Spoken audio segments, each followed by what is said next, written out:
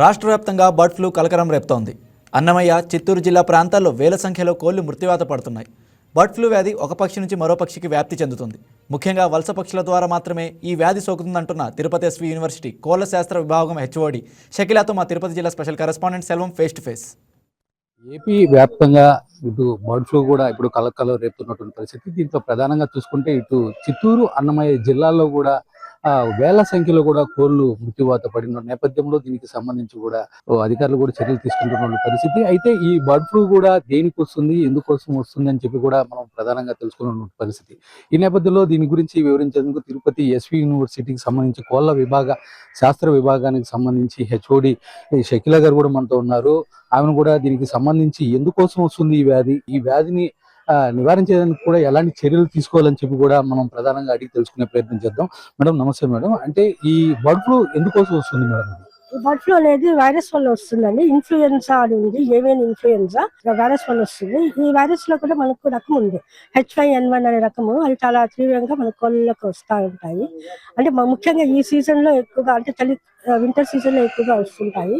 ఈ వైరస్ లో 2 రకాలు ఉంటాయి. ఒకటేమో తీవ్ర రూపంలో ఉంటుంది, అంటే సడన్ గా ఎక్కువ మరణాలు ఉండేది ఉంటాయి. ఇంకో రకంలో అయితే కొంచెం డల్ గా లక్షణాలు చూపిస్తూ గుడ్ల ఉత్పత్తి తగ్గిపోవడము, విరేచనాలు ఉండడము, తర్వాత పక్షవాతం లాగా, అంటే ఇప్పుడు మన కుక్క తెగుల్లో ఎట్లా తల తిరిగి అట్లా పడిపోతాయో అలాంటి లక్షణాలు కూడా ఈ వ్యాధిలో ఉంటాయి. నిజంగా ఆ వైరస్ యొక్క రకాన్ని బట్టి మనకు తీవ్ర రూపంలో ఉందా, తక్కువ రూపంలో ఉందా అనేది తెలుస్తుంది. దీంట్లో మరణాలు మామూలుగానే ఎక్కువగానే ఉంటాయి ఈ బర్డ్ ఫ్లూ వల్ల. ఈ వ్యాప్తికి వస్తే ఇది ముఖ్యంగా అయితే ఇది వలస పక్షుల్లో వస్తాయి. ఇంకా ఈవెన్ బాతులు వాటిల్లో కూడా ఉంటుంది కదా వైరస్. అందులో వాళ్ళకి లక్షణాలు కనిపించవు, అవి క్యారియర్స్ గా ఉంటాయి. సో బాతుల చుట్టూ ఉన్న ఫామ్ లో కానీ అట్లా రావడానికి కూడా స్కోప్ ఉంది. ముఖ్యంగా అయితే వలస పక్షుల నుంచే వస్తాయి. ఈ వలస పక్షుల యొక్క శావాలు ఉంటాయి కదా, రెట్ట ద్వారా కానీ ముక్కులో నుంచి నీరు కారడము, అట్లా లాలాజలం అట్లా కంటామినేషన్ అయితే మన కోళ్ళల్లో రావడానికి స్కోప్ ఉంటుంది. సో ఒకసారి కోళ్ళలో వ్యాధి వచ్చింది అనుకోండి, ఈ వ్యాధి సోకిన కోళ్ళల్లో స్రావాలు ఉంటాయి కదా, లాలాజలం కానీ కంట్లో నుంచి నీరు కారడము, రెట్టెలో వీటిలో కూడా వైరస్ ఉంటుంది. అలాంటి పదార్థాలతో కలుషితమైన ఫీడ్ ఇతర కోళ్ళు తినడం వల్ల ఇతర కోళ్ళకు కూడా ఈ వ్యాధి రావడానికి ఆస్కారం ఉంటుందండి. ప్రధానంగా దీంట్లో చూసుకుంటే గుడ్డు, అంటే కోడి నుండి వచ్చే గుడ్డు కూడా ఉంటుంది మేడం. ఈ గుడ్డుని తింటే కూడా దీనికి ఏమైనా ఎఫెక్ట్ ఉండే అవకాశం ఉందంటారా? అంటే మనం మామూలుగా అయితే అందులో వైరస్ ఉంటే మనం పచ్చిగా తినకూడదు కూడా. బాగా ఉడకబెట్టి తింటే వైరస్ చనిపోతుందండి. ఎందుకంటే మనం బాగా ఉడకబెట్టాలి. మినిమం ఇప్పుడు గుడ్డు ఉంది అనుకోండి, 10 నిమిషాల వరకు బాగా వేడి చేయాలి, బాగా ఉడకబెట్టాలి.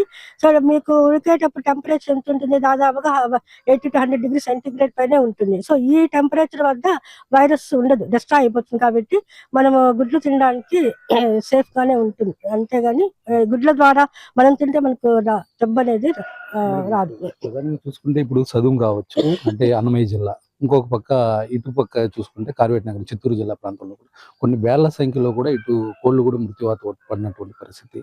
అంటే దీనికి సంబంధించి ఇటు ఎందుకోసం ప్రధానంగా ఇన్ని కోళ్ళు చనిపోవాల్సింది వస్తుంది? అంటే అందులో ఒక సీజన్ ఉంది. ఇప్పుడు ఈ సీజన్ లో జనరల్ గా ఒకవేళ వైరస్ అనే నిర్ధారణ అయితే ఇంకా నిర్ధారణ పంపించారు భోపాల్కి.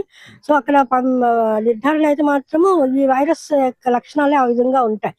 చెప్పాను కదా ఇందాక, తీవ్రమైన రూపం ఉంటుందని.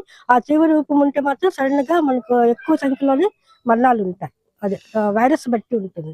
అంటే దీంట్లో ప్రధానంగా చూసుకుంటే చాలా మంది ఇప్పుడు మాంసప్రియులు, అంటే చికెన్ తినే వల్ల, అంటే మటన్ కంటే కూడా చికెన్ తినే మాంసప్రియులు ఎక్కువ ఉన్నటువంటి పరిస్థితి.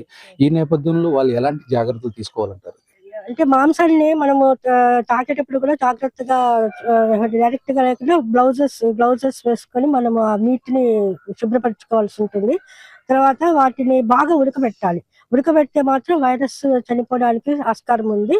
బాగా ఉడకబెట్టి తినాలి, బాగా వాష్ చేయాలి. అది అదే ఇంకా ఫామ్ లో పనిచేసే వాళ్ళు కూడా ఎప్పటికప్పుడు తరచుగా డిస్ఇన్ఫెక్షన్ చేసుకుంటూ ఉండాలి. ఒక ఫామ్ కి నుంచి తర్వాత వీళ్ళు కూడా, రైతులు కూడా ఒక ఫామ్ నుంచి ఇంకో ఫామ్ కి అలా పోకూడదు. ఎక్కడైతే వ్యాధి ఉంది అనుకుని నిర్ధారణ అవుతుందో ఆ పరిసర 1 కిలోమీటర్ సరౌండింగ్స్ లో మనము ఈ రాకపోకలు, అంటే ఫీడ్ కానీ గుడ్ల సరఫరా, రవాణా ఇవంతా కూడా నియంత్రించాలండి. ఫ్రీగా, అంటే వేరే ప్లేస్ కి స్ప్రెడ్ కాకుండా ఉంటుంది. అంటే ఒకవేళ ఇన్ కేసు మనుషులు ఎవరైనా కూడా వీటిని భుజిస్తే ఎలాంటి పరిణామాలు చోటు చేసుకునే అవకాశం ఉంది? జనరల్ గా అయితే జ్వరము, అంటే ఇన్ఫ్లుయెన్జా లక్షణాలు అంటే రికార్డింగ్ గా లేదు. సో ఉంటే మనకు శ్వాసకోశ సంబంధించిన జ్వరము అట్లా రావడం ఉంటుంది. రెస్పిరేటరీ సిమ్టమ్స్ ఉంటాయి.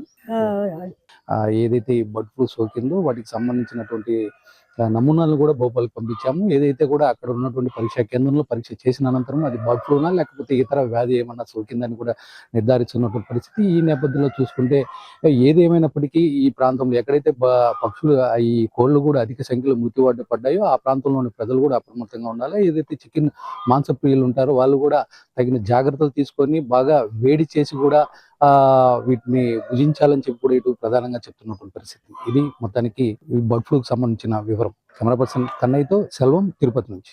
ఈ వీడియో మీకు నచ్చినట్లయితే లైక్ చేయండి, షేర్ చేయండి, మా ఛానల్కి సబ్స్క్రైబ్ చేయండి.